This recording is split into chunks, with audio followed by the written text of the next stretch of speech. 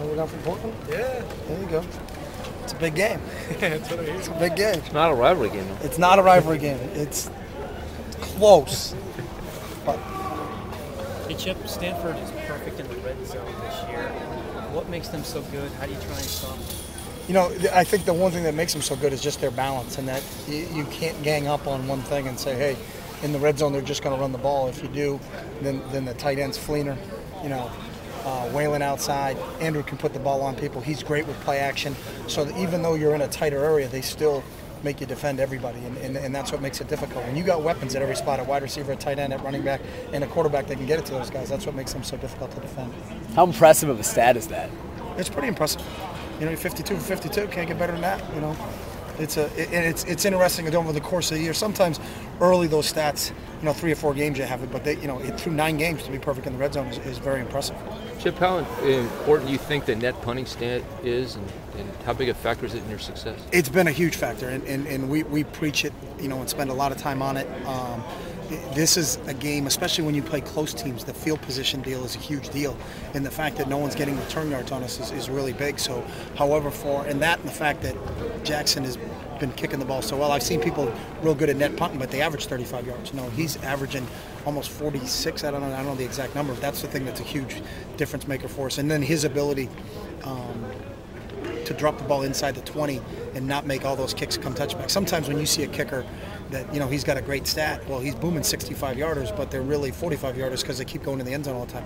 He's been unbelievably accurate in terms of a lot of his kicks, and that's really helped us. Whenever an offense has to go the length of the field or 90 yards, the statistics will just tell you it's a lot more difficult for us. Can you surprise Andrew Luck with anything? Is there anything at this point he hasn't seen? Yeah, maybe if we put 12 or 13 players on the field, that would surprise me. No, he's been around. He started for 3 years now. I'm sure he's seen everything that people have tried to do to defend him. You know, when you get to this point in time during the game, we're not going to surprise them. They're not going to surprise us. You know, I know David real well. David's going to run his offense. We're going to run our offense. They're going to run their defense. We're going to run our defense, and we're going to see what happens. Coach, Andrew's so good at X's and O's, and almost like they have another coach on the field. It is, you know, and when you got somebody who's that bright, I would put Kellen Moore as that type of kid.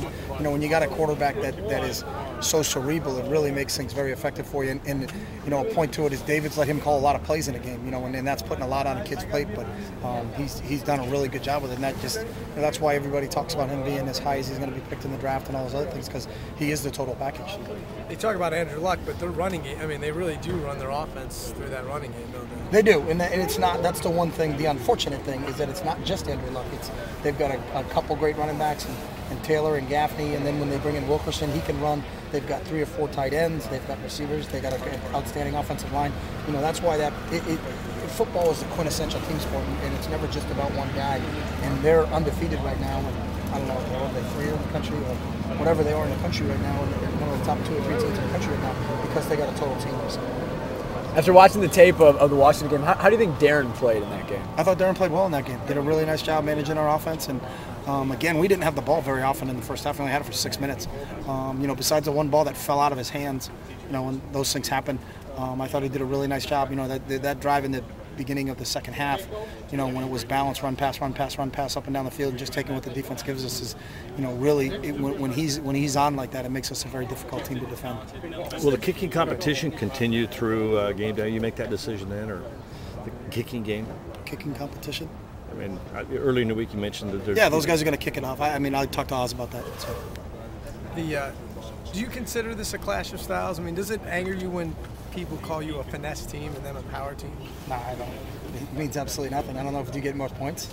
Whichever one they give you more points for, we'd like to be called that. But I mean, it means nothing. It's all the hype that goes into the game. You can call people whatever they want. It's still football versus football, and whoever scores, you know, plays the best. And really, the thing is, whoever executes the best is going to win this football game. But whatever people say on the outside, that's of no concern to us or me. I mean, that don't bother me. I don't care.